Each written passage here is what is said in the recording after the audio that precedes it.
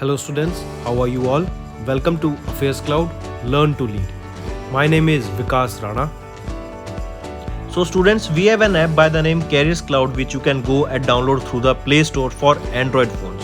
Once you have downloaded and logged in with your Gmail ID, you will be transferred to your home page where you can see all the courses that are offered by us. Once you have purchased the course, you can see your courses in the My Course section. But why our courses are so better? Why we think we provide you one of the best content? Because we provide you content on daily basis. In the daily basis, we provide you current affairs with 20 questions quiz as well as the PDF of the current affairs of daily. Then similarly for weekly, on weekly basis we provide you current affairs PDF as well as a 50 questions quiz that will help you to revise all the content that you have learned. Then on monthly basis also we provide you top 100 current affair questions PDF that will be the compiled PDF of the 100 questions of that particular month that will be very helpful for you. And not just this friends, we provide you in English as well as in Hindi too. So both English and Hindi students can enjoy our courses. Apart from this friends, we also provide you banking related question answers, the banking related MCQ questions, the quizzes that will help you prepare for the bank exams. Not just that friends, we provide you a new way of learning, that is your infotainment infographics. That is a different and interesting way of learning. Apart from this, we cover 20 topic wise current affairs. These topics are important such as apps, portals, important days, books and authors days, national affairs, international affairs, sports, defense, all these topics, these are highly important and questions from these particular topics are asked. Also we cover state-wise current affairs also that will help you to prepare for your state exams. Also friends, as I told you, if you use the code Vikas10, you will be given extra 10% discount on the purchase you make. If you have any problem regarding login and your application, then you can contact us on support@affairscloud.com. This is our email ID and you can contact us on our mobile phone, that is 9677333386. Hello everyone, कैसे हैं आप सब? I hope आप सब अच्छे होंगे। तो दोस्तों, आज की वीडियो में हम 4 जनवरी के बहुत इंपॉर्टेंट करंट अफेयर्स डिस्कस करेंगे आप सभी के साथ। एंड तक बने रहिएगा। पहले कुछ रिवीजन करंट अफेयर्स देखेंगे एज़ यूजुअल जो हम डेली करते हैं, फिर हम आज के सेशन पे जाएंगे। जैसे सबसे पहले हम बात करेंगे कौस्तुभ चटर्जी की। कौस्तुभ चटर्जी 19 साल के हैं। ये कोलकाता वेस्ट बंगाल से बिलोंग करते हैं और ये इंडिया के 78th ग्रैंड मास्टर बन गए हैं। ठीक है, इसी के साथ साथ याद रखेंगे 78th ग्रैंड मास्टर तो बने हैं इंडिया के, लेकिन ये 10th ग्रैंड मास्टर बने हैं वेस्ट बंगाल स्टेट के। ऑलराइट, और during the 59th MPL national senior chess championship के दौरान ही ये इंडिया के 78th ग्रैंड मास्टर बने। ठीक, चलिए फिर बात करते हैं चेस की ही फाइट से रिलेटेड। हम जानते हैं फाइट का हेडक्वार्टर कहाँ होता है? लॉजेन, स्विट्जरलैंड में। ठीक, फाइट के डेप्टी प्रेसिडेंट कौन है? विश्वनाथ आनंद। 1988 में ये इंडिया के पहले ग्रैंड मास्टर बने थे। Fight world rapid and blitz championship हुई थी 2022 की। यहाँ पे कोनेरू हम्पी, इन्होंने सिल्वर मेडल जीता है इंडिया के लिए in the world blitz championship, और ये पहला सिल्वर मेडल रहेगा इंडिया का। कहाँ पे हुई थी? अलमाटी, कजाकिस्तान में ये आपकी वर्ल्ड ब्लिट्ज चेस चैंपियनशिप हुई थी। नेक्स्ट वो कौन सी कंट्री बन गया जिन्होंने शेनिगन जोन को ज्वाइन किया, या फिर हम बोले उन्होंने यूरो को ज्वाइन किया है? कौन है वो? क्रोएशिया। इन्होंने अपनी करेंसी कूना को छोड़ दिया है और अब इन्होंने यूरो को ज्वाइन कर लिया। ठीक है, अब ये यूरो जोन का पार्ट बन गया है। यहाँ पे लोग अब यूरोप के जो नेशंस है एक दूसरे में इजीली ट्रैवल कर पाएंगे without any border restrictions. Next हम बात करेंगे काफ़ी फेमस फुटबॉलर की। वो है पेले का रिसेंटली निधन हो गया। ये 3 times FIFA world cup winner है और ये किस कंट्री से बिलोंग करते हैं? ब्राज़ील से बिलोंग करते हैं। अगर फीफा वर्ल्ड कप की बात कर रहे हैं हम, तो कहाँ पर हुआ था? अभी कतर में हुआ था 2022 का। किसने जीता? अर्जेंटीना ने जीता, और for the 3rd time continuously Argentina ने जीता था। अर्जेंटीना के कैप्टन कौन थे? Lionel Messi. नेक्स्ट बात करते हैं इंडियन एयरफोर्स की। इंडियन एयरफोर्स ने अभी रिसेंटली टेस्ट फायर किया the extended range version of the BrahMos supersonic missile. BrahMos की अगर हम बात करें ब्रह्मोस एक जॉइंट वेंचर है इंडिया एंड रशिया के बीच में। इंडिया से ब्रह्मोस मिसाइल को प्रोक्योर करने वाली वो पहली कंट्री कौन सी बनी, वो है फिलीपींस। इसी के साथ याद रखेंगे जो ये टेस्ट किया गया अभी एक्सटेंडेड रेंज वर्जन का, ये किस फाइटर जेट से किया गया था जो आप यहाँ पिक्चर में देख रहे हैं, वो है सुकोई 30 मार्क 1। और ये जो टेस्ट किया गया था किस ऑब्जेक्ट को टारगेट किया गया था, यहाँ पर शिप को टारगेट किया गया था एक बे ऑफ बंगाल में। फिर अगर मैं बात करूं इस ब्रह्मोस सुपर एयर मिसाइल की, इसकी रेंज क्या रहेगी, ऑलमोस्ट 450 किलोमीटर की इसकी रेंज रहेगी और 2.8 मैक की इसकी स्पीड रहेगी, मतलब almost three times the speed of sound रहेगी इसकी। फिर आ जाते हैं चीफ जस्टिस ऑफ इंडिया। 50वें चीफ जस्टिस ऑफ इंडिया कौन है, DY चंद्रचूड़। इन्होंने अभी इनॉग्रेट किया डिजिटाइजेशन हब्स को in the 10 districts of Odisha. Odisha की बात करें तो पहला ओलंपिक वैल्यूज एजुकेशन प्रोग्राम यहीं पे है, बस सर्विस भी यहीं पे है। फिर यहीं पे आपका पहला ट्राइबल हेल्थ ऑब्जर्वेटरी सेटअप किया गया था कि ट्राइबल लोगों का हेल्थ रिकॉर्ड का डाटा मेंटेन किया जा सके। फिर तमिलनाडु के चीफ मिनिस्टर कौन है, MK स्टालिन। इन्होंने इनॉग्रेट किया एक स्टैचू ऑफ महाकवि सुब्रमण्यम भारतियर इन वाराणसी। वाराणसी कहाँ पर है, उत्तर प्रदेश में है। फिर 8th India international science festival की बात करें कहाँ पर होगा, भोपाल मध्य प्रदेश में होगा, जनवरी 2023 से होगा। भारती प्रवीण पावर, इन्होंने इनॉग्रेट किया नेशनल मैटरनल हेल्थ वर्कशॉप को। फिनलैंड और इंडिया इन दोनों कंट्रीज ने अभी जॉइंट डिक्लेरेशन साइन किया है एक on migration and mobility. GI tag geographical indication tag मिला फॉर बेपुर उरु को। इसी के साथ साथ याद रखेंगे गमोचा। गमोचा ये किसका प्रोडक्ट है, असम का, इनको भी अभी GI टैग मिला था। मिथिलिया मखना बिहार से, उसको भी GI टैग मिला था। नरेंद्र तोमर की बात करें, इन्होंने चेयर की 32nd meeting of board of directors of national horticulture board. India will get Rafale का 36 and the last aircraft from France, ये भी याद रखेंगे। 2016 में इंडिया ने ऑर्डर दिए थे राफेल एयरक्राफ्ट के और अब जो लास्ट 36 एयरक्राफ्ट है वो भी डिलीवर किया जाएगा।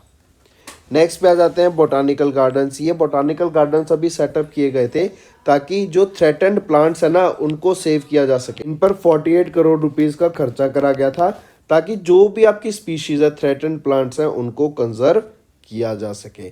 ठीक है, इन्हीं के लिए ये बोटानिकल गार्डन्स बनाए गए थे। ये रिपोर्ट रिलीज की गई है कभी controller and auditor general of India के द्वारा, जिसमें बताया गया कि जो ये बोटानिकल गार्डन सेटअप किए गए थे ना ये फेल हो गए हैं, ये फेल कर गए हैं to conserve those threatened plants. चलिए नेक्स्ट पे आते हैं। फिर हम बात करते हैं 10वें एडिशन की, 10th edition of the north east festival. ये नॉर्थ ईस्ट फेस्टिवल जो था अभी कहाँ पर हुआ, ये आपका न्यू दिल्ली में हुआ था। न्यू दिल्ली में कहाँ पर हुआ था, जवाहरलाल नेहरू स्टेडियम में हुआ था। रीज़न क्या था इस नॉर्थ ईस्ट फेस्टिवल को ऑर्गेनाइज कराने का, जिसका 10वां एडिशन है, या किस रीज़न की वजह से होता है, ये होता है ताकि कल्चर एंड टूरिज़्म को बढ़ावा दिया जा सके, कल्चर को प्रमोट किया जा सके और ज़्यादा से ज़्यादा लोग यहाँ पे टूरिज़्म में आ सके इन द नॉर्थ ईस्ट।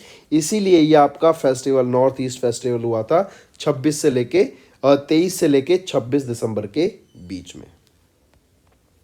फिर हम बात करते हैं शेन वॉर्न की। शेन वॉर्न एक काफ़ी फेमस और काफ़ी ही दिग्गज प्लेयर थे ऑस्ट्रेलिया क्रिकेट टीम के। क्वेश्चन पूछ सकते हैं ये किस कंट्री से बिलोंग करते हैं, ऑस्ट्रेलिया से।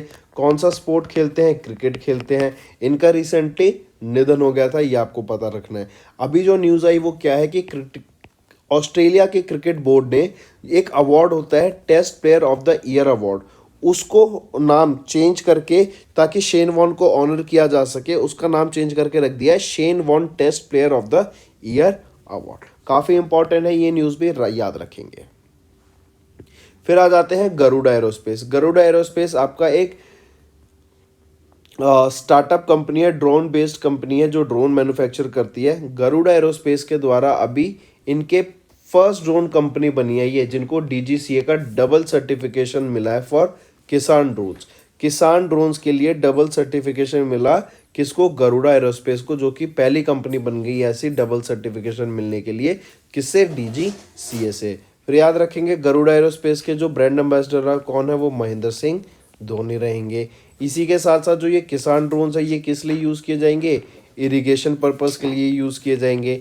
यही आपके देखेंगे कि आप इससे इजीली जो पेस्टिसाइड्स हैं, फर्टिलाइजर्स हैं, जो इंसेक्टिसाइड्स हैं, केमिकल फर्टिलाइजर हैं, इनको इजीली स्प्रे कर पाएंगे into the atmosphere using these drone. इससे क्या होगा, ये अगर हम इलेक्ट्रिसिटी से ऑपरेट करेंगे तो क्या होगा, आपका जो पेट्रोल का डीजल का कॉस्ट है ना वो बहुत ज़्यादा कम हो जाएगा और जो मैनुअल लेबर रिक्वायर होता है वो बहुत ज़्यादा रिड्यूस हो जाएगा। जिससे क्या होगा कि जो अमाउंट ऑफ इन्वेस्टमेंट रहेगी, जो हमें पैसा लगाना पड़ेगा किसी भी क्रॉप को ग्रो करने के लिए, उसमें काफ़ी रिडक्शन देखने को मिलेगी। इवन अगर कोई भी आपका एग्रीकल्चर के लिए कोई भी आपका फार्मर ड्रोन्स को परचेज करता है तो उसके सरकार की तरफ से काफ़ी सब्सिडी भी प्रोवाइड कराने की यहाँ पे बात की गई है। तो देखो ये तो हो गए रिवीजन। अब आ जाते हैं आज के जो इम्पोर्टेंट करंट अफेयर्स हैं। सबसे पहले हम बात करेंगे ministry of home affairs. Ministry of home affairs के द्वारा भी एक 17 मेंबर की हाई पावर्ड कमेटी सेटअप की गई और ये जो 17 मेंबर की हाई पावर कमेटी है ना, ये बेसिकली क्या करेगी, लद्दाख का जो कल्चर है, वहाँ पे जो लैंग्वेज है, लोगों का रहना सहना है, जो वहाँ के तौर तरीके हैं, वो कंजर्व करने की यहाँ पे बात की गई, उसको प्रोटेक्ट करने की यहाँ पे बात की गई by this high powered committee, जो कि 17 मेंबर की एक कमेटी रहेगी। यहाँ पे एम्प्लॉयमेंट जनरेट करने की बात की गई for the people of Ladakh. ये 17 मेंबर की कमेटी चेयर किसके द्वारा की जाएगी, ये चेयर की जाएगी minister of state Nityanand Rai ji के द्वारा। ये भी इंपॉर्टेंट नाम याद रखेंगे कि किसके द्वारा ये 17 मेंबर की कमेटी चेयर की जाएगी, जो कि लद्दाख के कल्चर, लैंग्वेज और यहाँ पे एम्प्लॉयमेंट जनरेशन की बात करेगा। ठीक, चलिए नेक्स्ट पे आते हैं। नेक्स्ट आपका नेशनल जियोस्पेशल पॉलिसी। अभी रिसेंटली पहला क्वेश्चन और सबसे इंपॉर्टेंट क्वेश्चन यही बनेगा आपका कि जरा बताओ नेशनल जियोस्पेशल पॉलिसी किसके द्वारा लॉन्च की गई। तो ये लॉन्च की गई ministry of science and technology के द्वारा आपकी ये नेशनल जियोस्पेशल पॉलिसी लॉन्च की गई थी। ठीक है, काफ़ी इंपॉर्टेंट याद रखेंगे। ये लॉन्च की गई following the liberalizing the use of geospatial data under the draft geospatial data policy in February 2021। यहाँ पे गवर्नमेंट ऑफ इंडिया ने 13 साल की गाइडलाइंस डिफाइन की है for the growth of India geospatial data industry, including creation of a national framework for using the geospatial data to improve citizen services and other initiatives. ठीक है, और इसी के अंडर याद रखेंगे एक IDIF, ये क्या है, integrated data and information framework को सेटअप करने की बात की गई under the geospatial knowledge infrastructure, और ये डेवलप करने की बात की गई बाय 2030। ठीक है, चलिए नेक्स्ट पे आते हैं।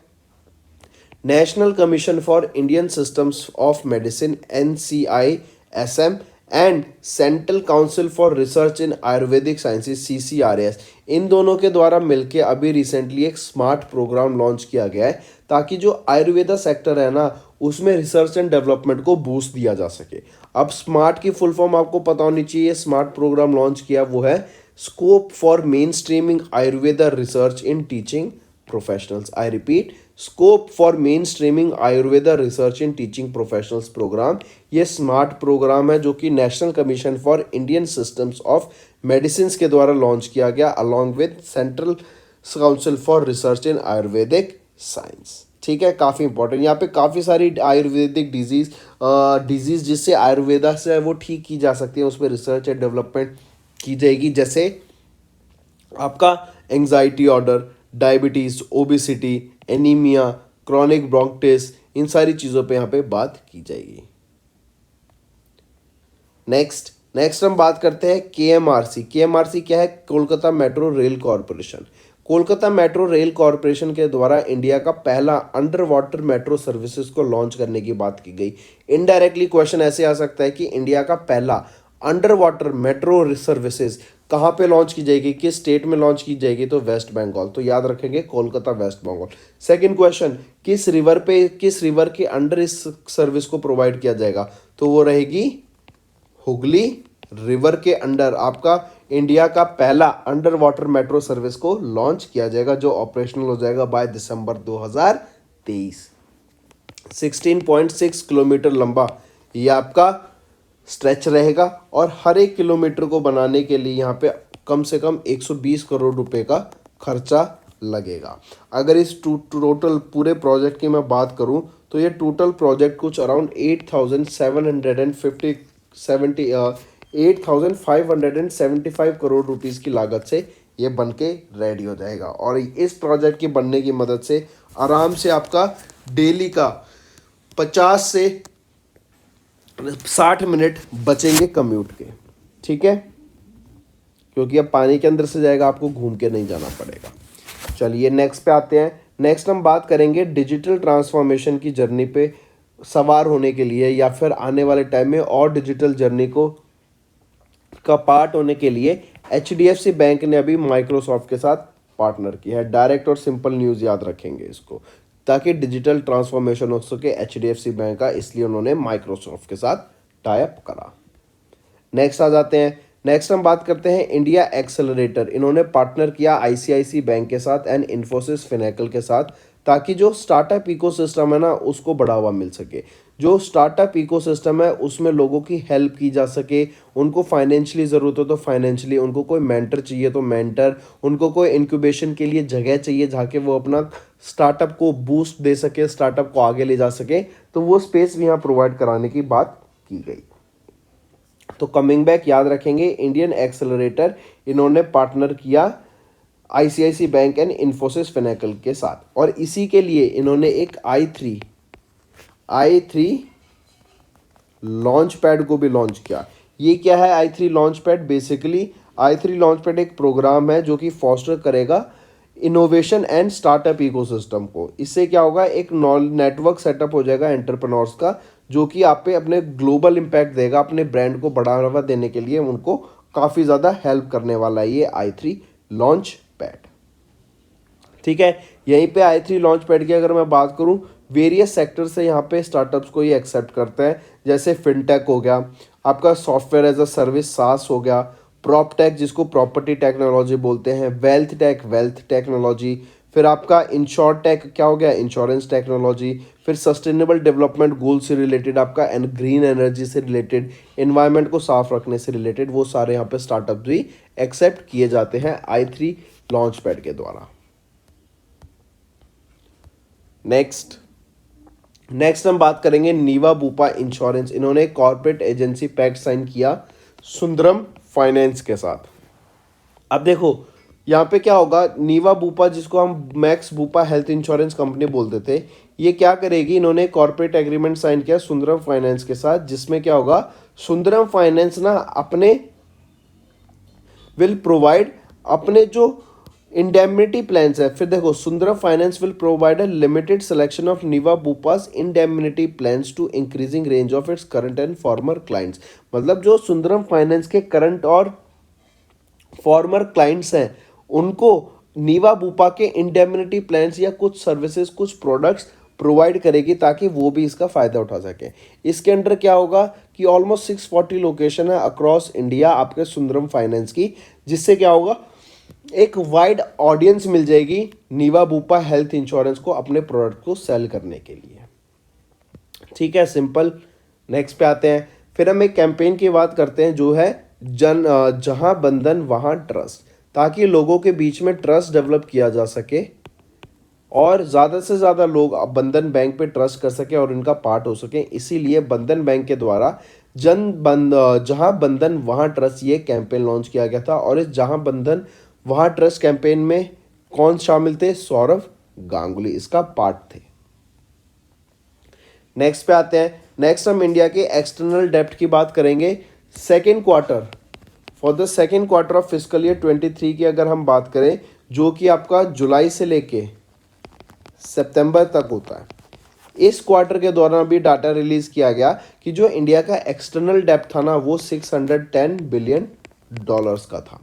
और यहीं पे बोला गया कि अगर मैं फर्स्ट क्वार्टर की बात करूं, जो कि आपका अप्रैल से लेके जून तक होता है, फर्स्ट क्वार्टर, इसमें जो आपका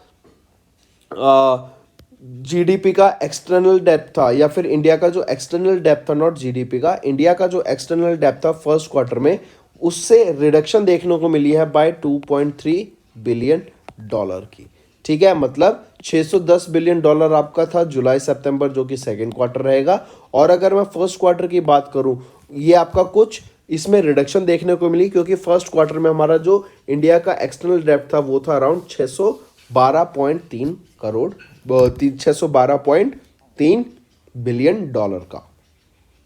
ठीक है, तो ये डाटा को याद रखेंगे। और ये डाटा किसके द्वारा? मिनिस्ट्री ऑफ फाइनेंस के द्वारा रिलीज किया गया। चलिए नेक्स्ट पे आते हैं। नेक्स्ट हम बात करते हैं Granules India limited. Granules India ने अभी पार्टनर किया ग्रीनको 0C के साथ for green molecule solutions. Basically green energy provide कराने की यहाँ पे बात की गई, और जो भी प्रोडक्शन होगी वो आगे ग्रीन एनर्जी पे होगी। सस्टेनेबल डेवलपमेंट गोल्स की यहाँ पे बात की गई।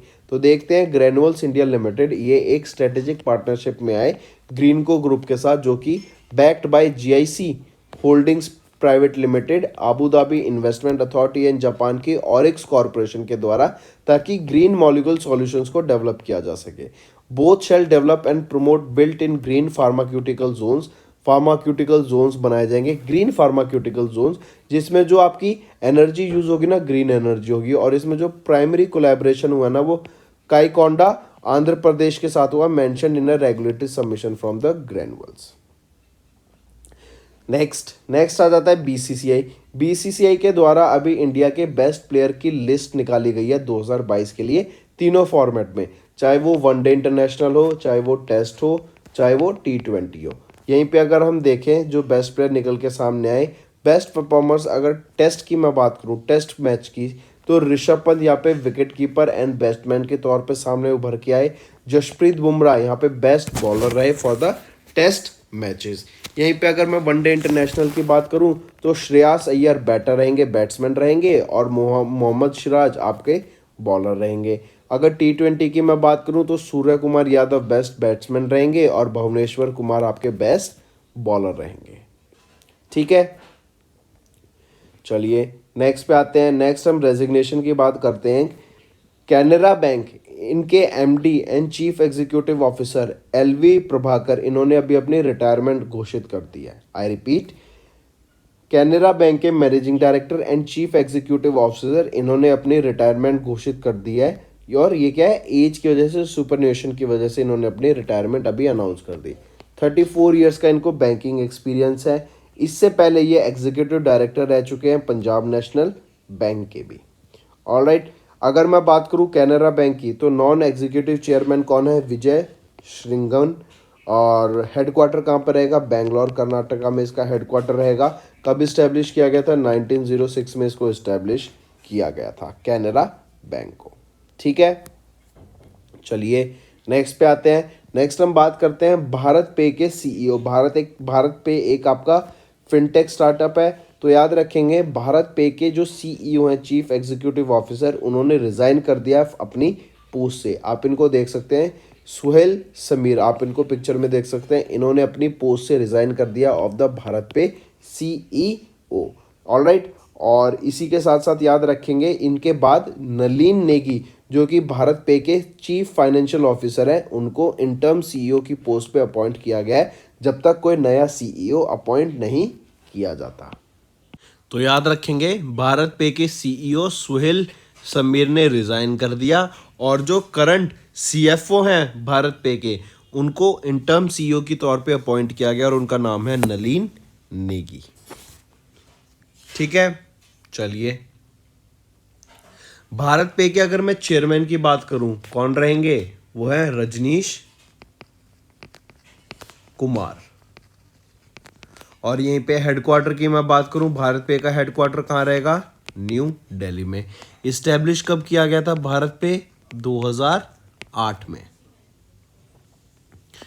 नेक्स्ट पे आते हैं। नेक्स्ट हम बात करेंगे किनको अभी BSE का MD and chief executive appoint किया गया है।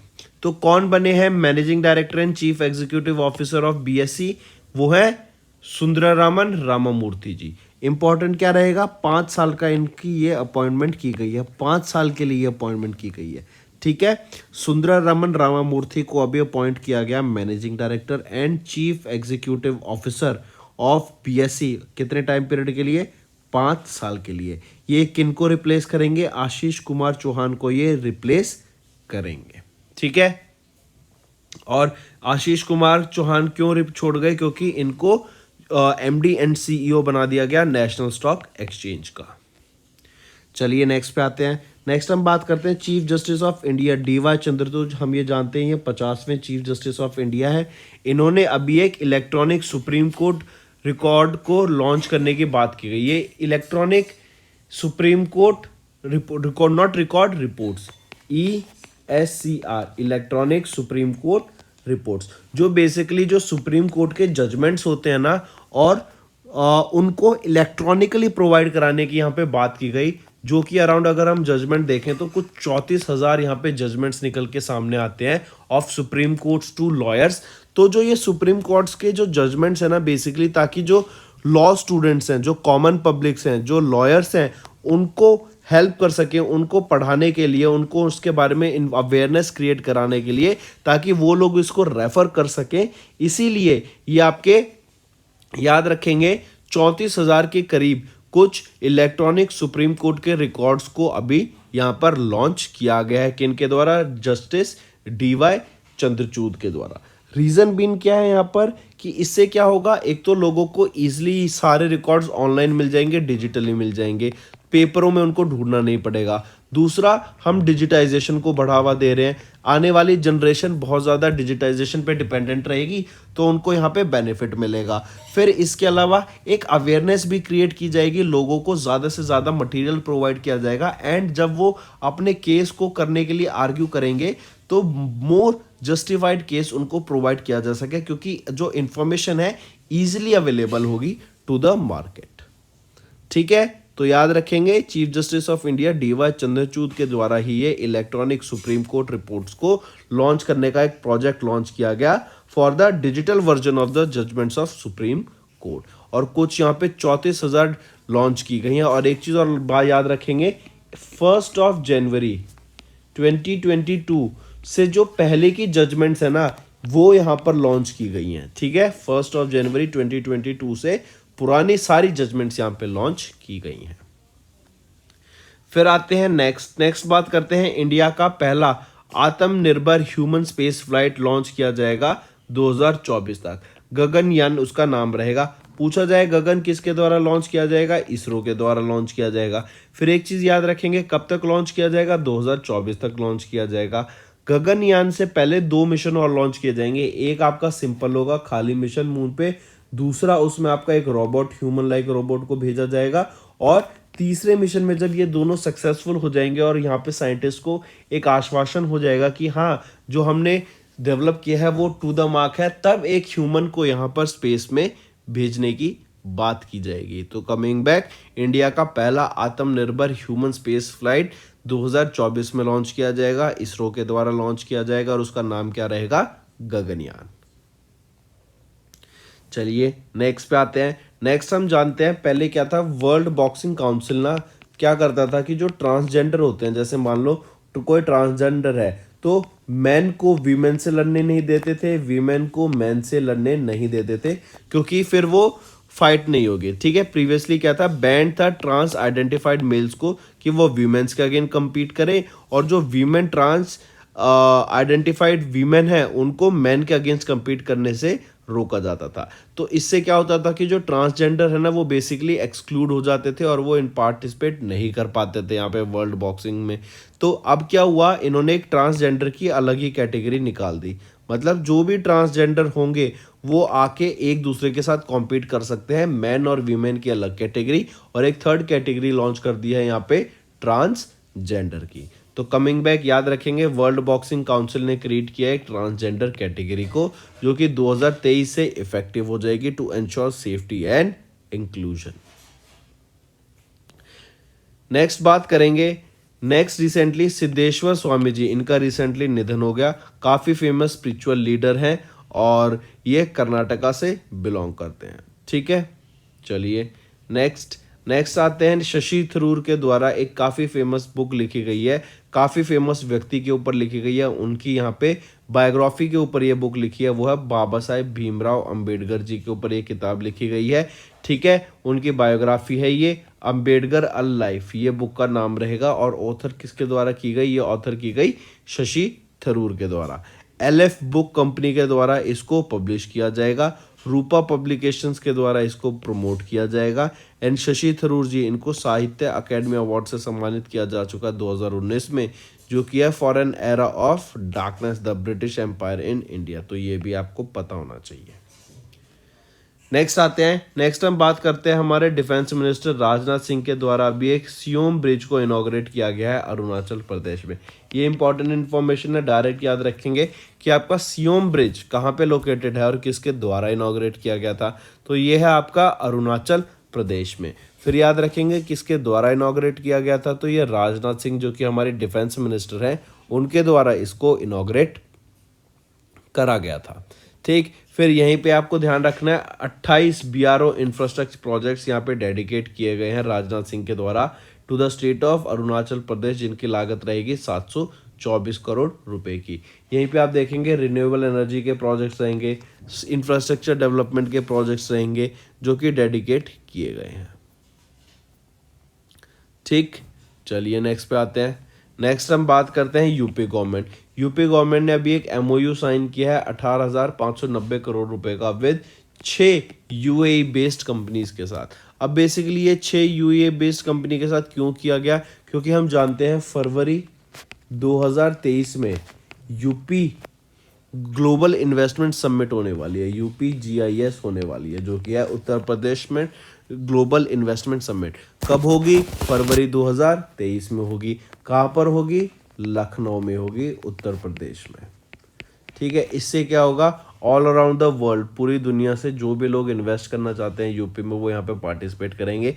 और इसी के लिए भी आप देखेंगे कि 6 यूएई बेस्ड कंपनियों ने इन्वेस्टमेंट करने की बात की इन Uttar Pradesh. Not just this, इसके साथ ही साथ याद रखेंगे यहाँ पे जो प्रोजेक्ट्स आएंगे, 6 एमओयू प्रोजेक्ट्स आएंगे 6 डिफरेंट कंपनीज के साथ, ये बेसिकली क्या रहेंगे? रिन्यूएबल एनर्जी पे रहेंगे। यहीं पे आप देखेंगे लॉजिस्टिक्स पे हमारी बात की जाएगी, लॉजिस्टिक्स को बढ़ाया दिया जाएगा। ऑलराइट, इंफ्रास्ट्रक्चर डेवलपमेंट पे बात की गई। और इसी के साथ जो हमारा ये 18,000 जो हम यहाँ पे बात कर रहे हैं 18,590 करोड़ रुपए की जो इन्वेस्टमेंट लगेगी, या इतने करोड़ रुपए के जो प्रोजेक्ट आएंगे, इसी की मदद से 20,000 के करीब यहाँ पे एम्प्लॉयमेंट जनरेट होगी और लोगों को रोजगार मिलेगा। चलिए, तो दोस्तों ये तो हो गए हमारे आज के करंट अफेयर्स। अब आ जाते हैं क्विक रिवीजन पे। MHA ministry of home affairs ने भी कॉन्स्टिट्यूट की एक high power committee to protect Ladakh के कल्चर एंड लैंग्वेज को और एम्प्लॉयमेंट जनरेट करने की यहाँ पे बात की गई। और इसको चेयर किया जाएगा किनके द्वारा? नियतन आनंद राय के द्वारा। फिर गवर्नमेंट ऑफ इंडिया ने इंट्रोड्यूस किया नेशनल जियो स्पेशल पॉलिसी 2022 के लिए। NCISM एंड CCRS इन्होंने लॉन्च किया एक smart programme to boost research and development in Ayurveda sector.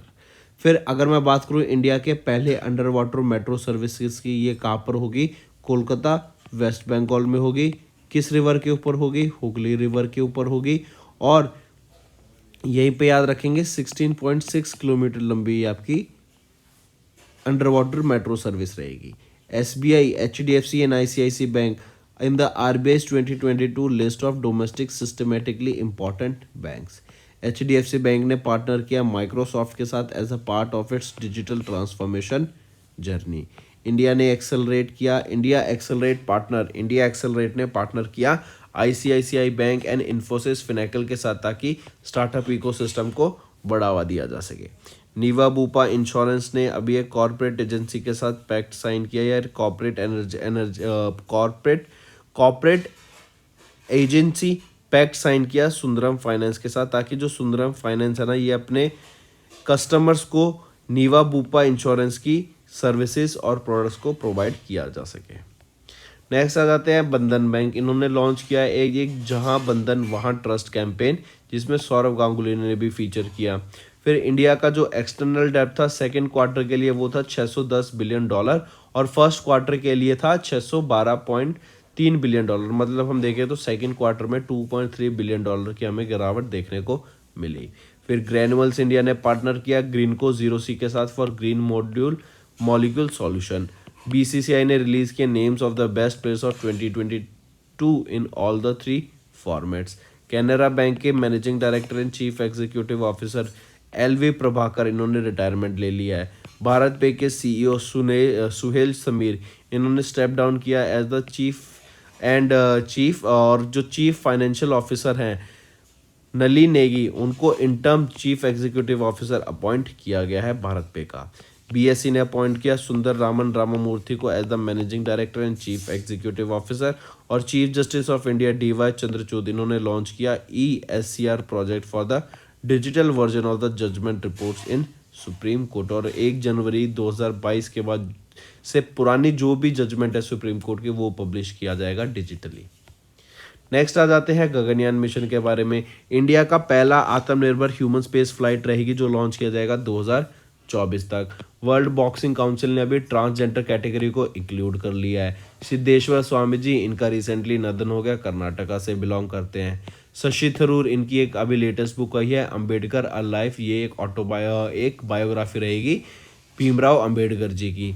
फिर डिफेंस मिनिस्टर राजनाथ सिंह के द्वारा अभी सियोम ब्रिज को इनॉग्रेट किया गया अरुणाचल प्रदेश में और इन्होंने 28 BRO इंफ्रास्ट्रक्चर प्रोजेक्ट्स को लॉन्च किया worth 724 crore rupees. UP government ने अभी एक MOU साइन किया 18,590 करोड़ रुपए की लागत से विद 6 UAE बेस्ड कंपनीज और यहीं पर आपके लॉजिस्टिक के डेवलपमेंट, इंफ्रास्ट्रक्चर के डेवलपमेंट, ये सारी बातें की जाएंगी। तो दोस्तों ये तो था हमारा आज का सेशन। अब आ जाते हैं होमवर्क पर। What is the target of the number of Ayushman Bharat health and wellness centres under Ayushman Bharat? Second, which institution release the statistical tables relating to the banks in India? Third, Zuari bridge, the second largest cable stayed bridge in India, is located in which city? Zuari bridge बताइएगा ज़रा, हमने discuss किया था कल परसों ही। Which state organizes the world's largest open air theatre धानु यात्रा? ये कहाँ पर होता है? ये आपका चौथा क्वेश्चन। और लास्ट क्वेश्चन आ जाता है, which country has taken over the presidency of the council of European union for the first 6 months of 2023? तो ये आपका होमवर्क रहेंगे, 5 होमवर्क क्वेश्चन हैं। आई होप आपको असाइनमेंट समझ आ गया होगा। वीडियो को लाइक कर दें एंड कमेंट करके ज़रूर बताएं आपके क्या व्यूज़ हैं ऐसे सेशन पे। क्या आप चाहते हैं ऐसा सेशन हम फ्यूचर में लाते रहें? अगर चाहते हैं लाते रहें तो कमेंट करके ज़रूर बताइएगा। ऑल्सो हम डेली बेसिस पे करंट अफेयर्स, वीकली बेसिस पे करंट अफेयर्स, मंथली बेसिस पे करंट अफेयर्स, इसके अलावा टॉपिक वाइज भी अपलोड करते हैं। एंड अगर आपको कोई भी यूट्यूब पे सर्च करनी है वीडियो तो लिखिए करंट अफेयर्स बाय विकास राणा, ठीक है? वो आपको सारी वीडियोस दे देंगे जो मेरे द्वारा बनाई जाती है on our application affairs cloud. And इसी के साथ साथ आप क्विज भी अटैम्प्ट कर सकते हैं हमारी कैरियर्स क्लाउड मोबाइल एप्लीकेशन पे, जो कि आप गूगल प्ले से डाउनलोड कर पाएंगे easily. So that's all for the day friends, thank you and have a nice day. That's all for the day, friends. I hope you enjoyed the session and you can follow us on the YouTube channel, as well as apart from YouTube channel, you can go and follow us at Affairs Cloud Telegram channel. And if you have any queries related to the content or the of courses offered to you or the payment which you did on the application, you can contact us on the number provided, that is 7677333862. Apart from this, friends, you can follow us on the Facebook as well as on Instagram handle, that is affairscloud_official. In the end, friends, if you use a code that is Vikas10, you will be getting an additional extra 10% discount by using this code Vikas10. Also, if you have any problem regarding the course purchase, any problem regarding to our application, you can contact us on the mobile number, that is 9677333862. And if you want to mail us, you can also mail us on support@affairscloud.com, and I assure you that our representative from us will be contacting you soon and resolving your issue.